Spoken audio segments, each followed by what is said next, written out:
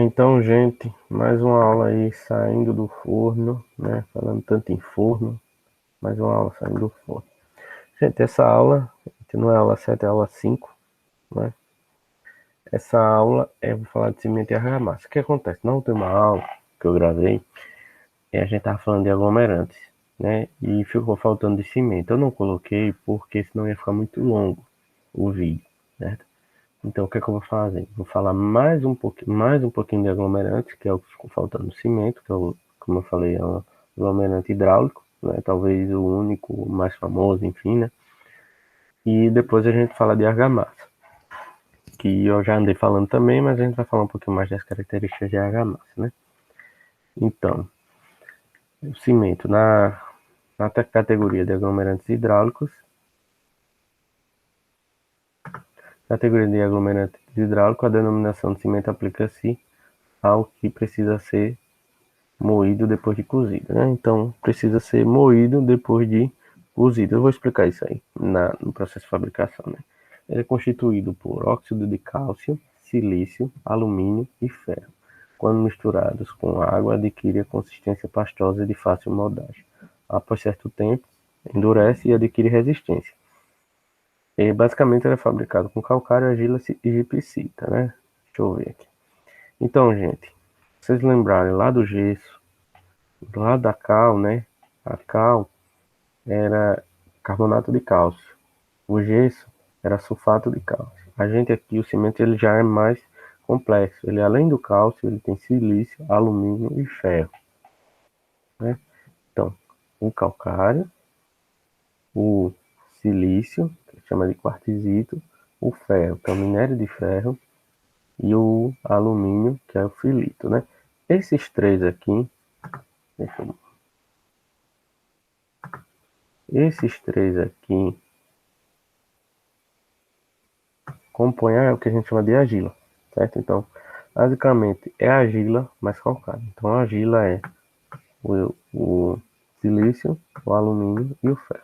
Então, a gente precisa de argila e de calcário, né? Lembra daquela foto lá que eu botei lá na, da, da produção, né? De cal, né? Então, é o calcário lá da matéria-prima do cal também. Só que é misturada, no caso do cimento, misturada com argila, né? No finalzinho, lá mais na frente, para dar uma correçãozinha, a gente usa um pouquinho de gipsita, que é do gesso, certo? Como eu vou falar mais na frente. Vamos lá. Aí a gente tem o que a gente chama de cimento Portland, que é uma denominação conhecida mundialmente na construção civil, né? Esse nome é por onde foi inventado, que foi na ilha Portland, há mais de 150 anos, e até hoje é utilizado na construção civil, né? Enfim, está muito longe de ser extinto, né? Cada vez mais a gente está utilizando cimento nas construções. O cimento Portland é um dos mais importantes materiais de construção, pois tem um vastíssimo campo de aplicação, que vem desde a criação de novas aplicações, como eu falei, solo cimento, pavimentação de estradas, habitações pré-fabricadas, tubo de concreto, pavimento tetravado, enfim, infinidade, né? Matéria-prima, né? Embora sua matéria, sim, como eu falei, a matéria-prima é o calcário e a argila, que são aqueles três elementos, silício, alumínio e ferro. Embora essas matérias-primas sejam simples, disponíveis na natureza, a sua fabricação ela é um pouco complexa. Ela necessita de instalações industriais e de técnicos bem treinados, né? Essa exploração ocorre em pedreiras, né? E onde você encontra essas proporções dessas matérias-primas, que é calcário, sílica, o silício, né? Alumínio e ferro. Normalmente é preciso fazer correção, né? Ele não encontra na natureza do jeito que está pronto aí para colocar no processo de fabricação de cimento. Esse processo de fabricar, essa matéria-prima também ela deve ser britada, né? E colocada para dimensões inferior a 9 centímetros, o tamanho dos grãos, né? O tamanho enfim, das pedras, né? Ao mesmo tempo que se efetua a redução, ele vai misturando todas essas matérias-primas, que são quatro, né? A seguir, né? Depois de britagem, a gente faz uma moagem. Essa moagem a gente chama de moagem de cru, porque ainda não foi ao forno, né? E essa função é de enfim, diminuir, né? Deixar mais fino, né? E também fazer as correções químicas. Depois da moagem, de cru, porque ainda não foi ao forno, né? Aí vem a operação de cozedura, né? De que vai ao forno, né? Essa é onde ocorrem as complexas reações químicas. E a gente dá origem a um produto, um granulado chamado clinker, que eu vou falar, acho que no próximo slide, né? A etapa seguinte, aí sim, aí a gente um pouquinho de gipsita, né? De gesso, né? 5%, onde se procura uma finura função de classe de resistência, né? E depois a gente embala, né? E vende, né? E entrega. Então, assim, extrai, a gente extrai, faz a bretagem, que aqui tem que ficar até 9 centímetros, abaixo de 9 centímetros. Depois moe, faz a moagem, né? Aí vai pro forno, né? Aí depois moa de novo, faz a moagem de novo, né? Depois que tá cozido, e embala e entrega, né? Enfim. Então, aí eu marco isso aqui para vocês, cadê? Para ficar clara a diferença desse aglomerante para os demais. Denominação. Aplica-se o que precisa ser moído depois de cozido. Certo? Se você verificar, o gesso, calma, ela depois que passa pelos fornos, pelo forno, ele não é moído mais, né? Diferente do cimento. Então é isso. Então, eu já falei, né? Calcário e argila, já falei, o clinker. Sim, falando mais um pouquinho do clinker, né? Que ele sai depois do. Ô, meu pai. Depois do forno, né? Depois da cozedura, né? Deixa eu mostrar aqui a foto dele. Uma coisa parecida com isso aqui, certo? Então, a rocha calcária é primeiramente bretada, depois moída, em seguida misturada em proporções adequadas, com argila moída. Então, atravessa o forno, a temperatura bem maior do que os demais, né? Lembrar que gesso é 300 e cal 900 graus Celsius. Então, dá origem em materiais em pelotas, que é o clinker que eu mostrei a foto, né? O clinker ainda está incandescente e que quando ele é resfriado, ele é moído novamente, né? Então, sai do forno, naquela formato, né, de pelotas, né, granulados, e depois ele é moído novamente, né? Então, é por isso que é a diferença, né, do cimento para os demais aglomerantes. Então, clinker, calcário mais argila, né, quando saiu do forno. Aí o cimento é o clinker mais o gesso, até 5%, mais algumas adições que eu vou falar mais na frente. As adições, mais na frente não agora. O gesso serve para regular o tempo de pega, permitindo que o cimento permaneça trabalhável por um bom tempo, né? Normalmente 1 hora ou 30 minutos, né? Dependendo da logística da obra, enfim, canteiro de obra, tudo aquilo que a gente já conversou nas aulas anteriores. O filo é calcário. Eu falei para vocês que a cal, né? Ela tem uma elevada finura, então isso aí ajuda a diminuir os vazios, né? Então esse filo calcário ele ajuda a diminuir os vazios e a trabalhabilidade. Ajuda na trabalhabilidade. Consequentemente, a resistência. Melhora a resistência do cimento. Pozolana propicia ao cimento mais resistências a meios agressivos, como esgoto, água, do mar, enfim, né? Diminui também o calor de hidratação, a permeabilidade, segregação dos agregados. Acho que eu já falei de segregação dos agregados em alguma aula dessa aí. Proporciona, acho que foi quando eu falei em agregados, lógico, né? Proporciona maior trabalhabilidade, estabilidade do volume e é aplicada a grandes volumes, por isso que tem a sua estabilidade. E a escória de alto forno apresenta maior durabilidade e resistência final. Então, basicamente, gesso, pilha calcário, pozolana e escória. O gesso, basicamente, ele é obrigatório, né? Pronto. Aí a gente tem uma tabela geral aqui. Uma tabela geral da composição, né? Então, o cimento, né?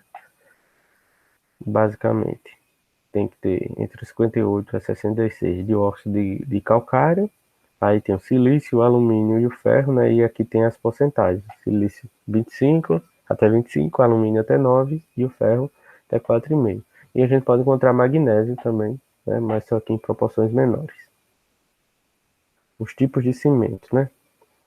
Eu já tinha falado, misturou o clinker, mas o gesso dá origem ao cimento. E pode ter as adições, filler, escória de alto forno e pozolana. Deixa eu ver se o próximo slide já...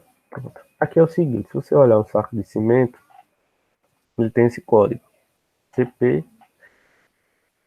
esse código, né? O primeiro é uma palavra, duas letras, né? Que é cimento Portland, o tipo de adição e a resistência. Eu vou explicar mais na frente, né? Então, CP2F é porque ele tem uma adição, né? Que é o filler, e o F filler. CP2E ou E é a escória, ou também chamado de CP23. E o CP2E é a pozolana, ou CP2, o CP, que é cimento Portland 4, né? Então vamos lá, esses tipos de cimento. O CP1 é o cimento, como eu vou dizer, sem mistura, sem adição, cimento puro, genuíno, né? 100% só tem clinker e gesso. O cimento CP1S, ele já tem um pouquinho de adição, mas não se destaca nenhum deles. Não se destaca nem a escória, nem se destaca o pozolano, nem se destaca o filler. Então ele é S, né? Aí quando se destaca um deles, aí a gente bota essa sigla, o E de escória, o Z de pozolana e o F de filler. Então se destacou escória. Então ele é o CP2E. Se destacou a pozolana. Ele é o CP2E. Se destacou o filler, só tem filler, né? É o CP2F. Aí a gente tem aqui o CP3, que ele está com alto forno, escória de alto forno, e o CP4 quando ele tem pozolana, ok? Aí aqui tá as quantidades máximas cada um, né? Para classificação. A gente ainda tem o CP5, que é o de alta resistência inicial, que ele entra carbono, né? É uma adição que eu não tinha falado anterior, mas entra carbono, até 5%. A gente tem um cimento branco, que é o CPB, cimento Portland branco, né? Não é muito comum, mas o que deixa ele branco é o material carbonáceo, ou carbono. E o CP branco não estrutural, que tem até 50% de carbono. As normas, né, que regulamentam isso. Lembrando que esses brancos aqui, 25, 32, 40 é a resistência. 25 megapascal, 32 megapascal, 40 megapascal a resistência dele. Então resumindo, CP, cimento Portland, ou CPB, cimento Portland branco. Ou se, isso. A composição pode ser 2, 3, 4 ou 5, né? Quando é 2 é porque ele tem mais de um, tem uma adição que se destaca, né? Aqui qual é a adição e aqui qual é a resistência dele. Aqui está um resumão de tipos de cimento e os principais utilidades dele, né? Então, por exemplo, argamassa, deixa eu ver aqui, uma coisa, elementos pré-moldados, né? Cura convencional. Então, CP2 é interessante, CP2E é interessante, CP2E, CP2 e CP4.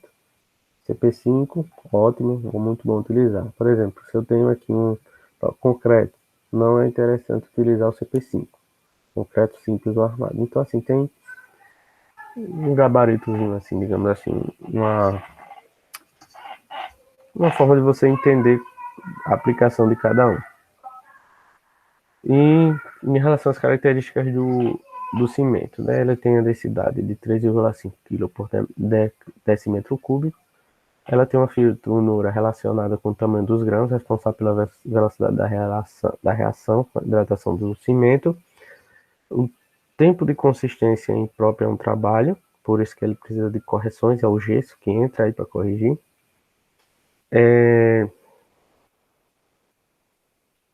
Prazo para manuseio, sim, né? Tempo de pega, eu já falei.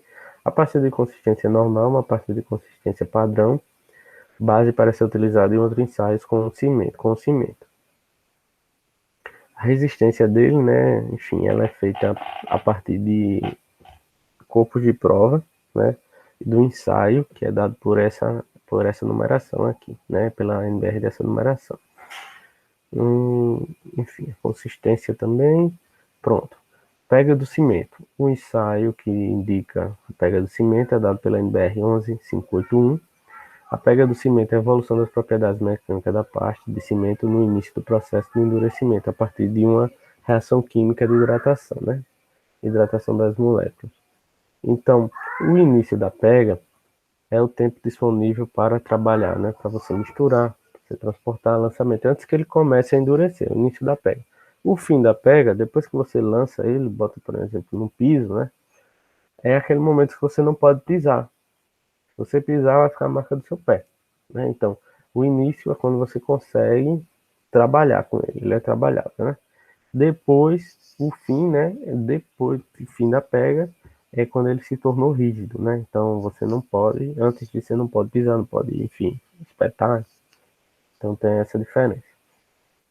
A pega do cimento, ela é influenciada por diversos fatores, a finura dele, a quantidade de água, a temperatura, certo? E aqui ele diz, mais ou menos, em função do tipo de cimento, o tempo de pega deles, de início e de fim de pega, né? CP1, CP1S, CP2, ZFOE, CP3, 4 e CP5 de alta resistência inicial. Aqui estão os tempos de pega. Aí vamos para as características químicas, que eu já falei tanto de calor de hidratação, e vamos ver o que é. Os grãos de cimentos, que inicialmente se encontram em suspensão, se juntam. A pega e o endurecimento são dois aspectos do processo de hidratação de cimento, vistos em períodos diferentes. A primeira fase do processo é o endurecimento, e a segunda e a última fase do mesmo. A pega é a primeira fase e a última é o endurecimento, né? Então não confundir pega com endurecimento. Pega é quando você consegue trabalhar, endurecimento é quando ele adquire a rigidez. Sim, em relação à hidratação, ela é dada, né, porque as moléculas, né, os grãos de cimento, eles se aglutinam e liberam esse calor. Estabilidade ligada à ocorrência de eventual indesejáveis, né, enfim, eventos indesejáveis, dado pela expansão volumétrica do concreto após endurecimento, né? Então você lança o concreto, aí ele endureceu, só que quando ele endureceu, ele aumentou, ele vai aumentando o seu volume, e isso pode provocar fissuras, né? E isso é resultante da hidratação da cal e da magnésia, que são as matérias-primas, né? Que ficaram livres, ó. Liberação de uma quantidade considerável de calor, né? A função do dia, né? Da idade, né? Ele libera calor. Tá aqui. Né? Como é que a gente embala? Em saco de papel, crafting, que é aqueles comuns, ou em granel. Precisa abrigar da umidade, né? Não pode molhar, senão ele faz uma reação, né? Por isso que ele é um aglomerante aéreo, hidráulico. Então, proteger, cobrir, enfim. Não formar pilhas grandes, né? O ideal é que fique até 10 sacos, né? Para que não desmorone. Não estocar muito tempo, né? Período máximo de um mês. Então, pensar nisso aí numa planejamento de canteiro de obra, né? Enfim, planejamento de obra em relação a estocar no máximo um mês o cimento.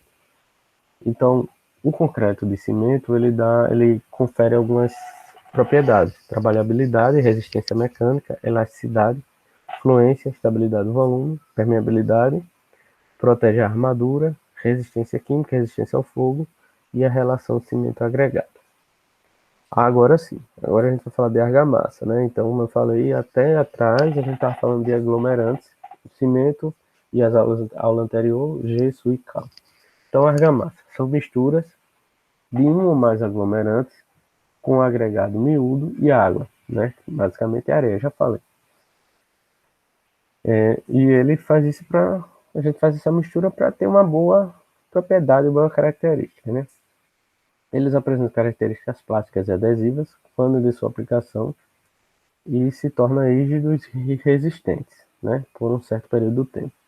São empregados para assentamento de tijolos, blocos, revestimentos, enfim, né, em parede, né, enfim, né, revestimento de parede, revestimento de piso, de teto também. É constituído, né, como eu falei, pelos agregados, areias, pedisco, né, pó de pedra, pó de mármore, argilas, aglomerantes, pode ser cal aérea, ou cimento ou gesso, adições, também a gente pode trabalhar com adições, e os aditivos, né. As adições você já conhece, né, o saido talvez eu não tenha falado, e o solo também, mas... E os aditivos, né, redutores de permeabilidade, redutores de água, incorporador de ar e hidrofugantes, né. Eles são empregados comuns em obras correntes, como argamassa para alvenaria, revestimentos, piso e injeções. Eu vou falar mais na frente sobre injeções. Os aglomerantes podem ser aéreos, quando usam. As argamassas podem ser aéreas, quando usam aglomerantes aéreos, que é o caso da cal aérea e do gesso. As argamassas podem ser hidráulicas, quando usa aglomerantes hidráulicos. Cal hidráulico é o cimento. E pode ser mista, quando usa mais de um deles, né? Usa um aglomerante aéreo e um hidráulico. A dosagem, ela pode ser pobre, cheia, ou rica ou gorda. Quando o volume de aglomerante é insuficiente para encher os vazios, a gente chama de pobre ou magra. Quando enche os vazios, é cheia. E quando há excesso, ela é gorda, né? Em relação à densidade, se for abaixo de 1,4 é leve, se for entre 2,3 e 1,4 é normal, e se for acima de 2,3 ela é pesada, né? Aí aqui está falando dos principais agregados utilizados. Se é leve, logicamente a gente vai utilizar um agregado leve. Quando eu falei de agregado leve, né? Eu falei da aula de agregado, argila expandida e esse vermiculita, eles são agregados leves. Normal, basicamente, é areia, e o barita, que é o sulfato de bário, é um agregado pesado, né? E aqui as aplicações, né? Por exemplo, o agregado pesado é utilizado em obras de hospitais, né? Para fazer radiação, raio-x, enfim, né? Ou até em indústrias nucleares, enfim. Tipos de argamassa. A de cal, normalmente está em desuso, ultimamente está em desuso. A de gesso, para interiores, né? Fornece uma coisa mais, beleza estética, né? O de cimento, a gente tem a adição de areia para torná-lo econômico e trabalhável, retardando a pega e reduzindo a retração. Lembrando que a retração pode provocar fissuras, né? Devido à pega rápida do cimento, em torno de 30 minutos, as argamassas devem ser feitas em pequena quantidade, né? Sim, né? Pelo que eu falei também, a questão do tamanho da obra, deslocamento, né? Então, fazer em pequena quantidade para que não endureça antes de aplicação. Aqui um resumão da argamassa de cimento, utilizando, né, como eu falei de cimento hoje, utilizando os tipos de cimento, né? Então, resistência à compressão, se for comum, padrão. Se tiver escória de alto forno, aí pode ser menor. Desculpa, resistência à compressão, se for comum é padrão. Se tiver alto forno, é menor nos primeiros dias e maior no final. Se tiver pozolânico, ele é menor nos primeiros dias e maior no final também. Alta resistência inicial, se for um cimento de alta resistência inicial, lógico, já está dizendo, é maior. For resistente ao sulfato padrão, branco padrão, e branco baixo calor de hidratação, menor nos primeiros dias e final melhora, né?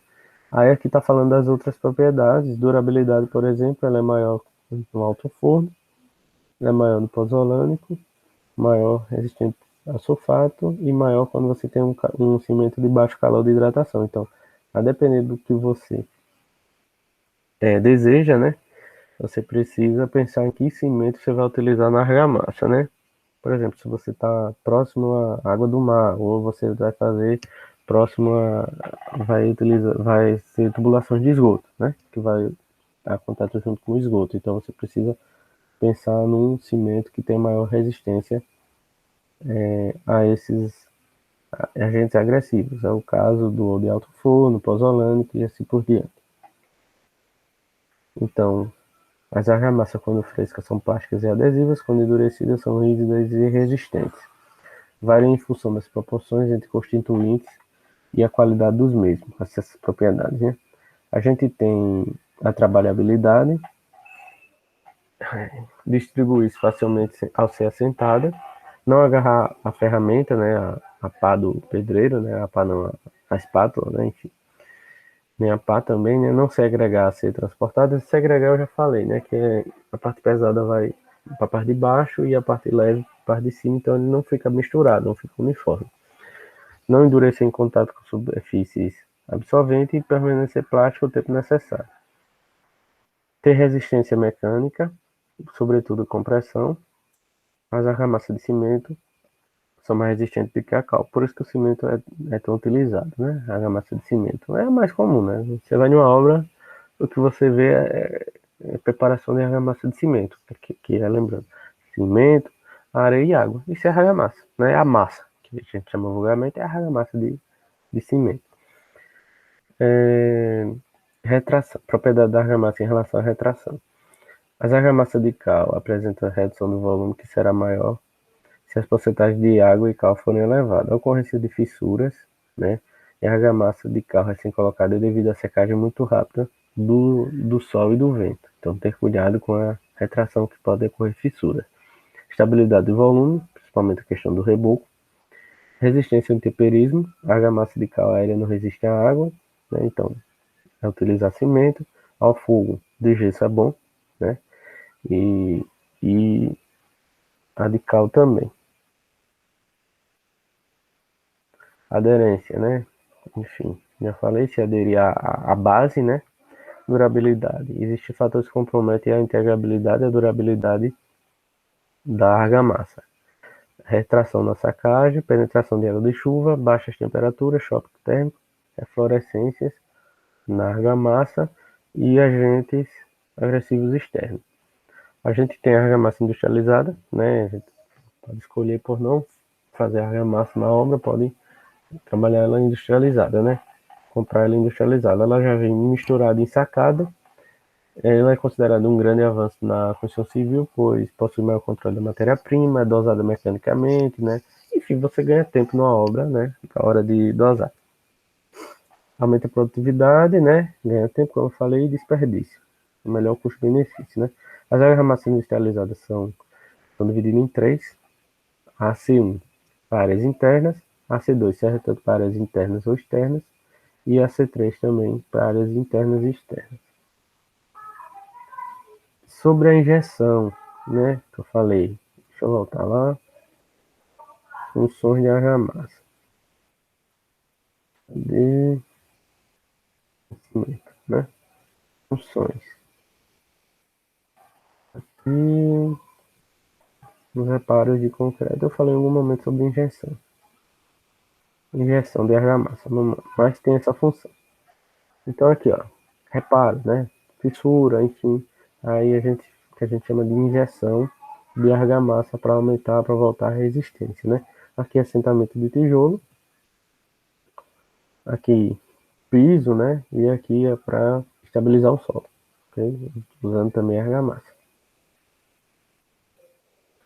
Então, gente, com isso terminamos mais uma aula. Finalizar aqui a gravação.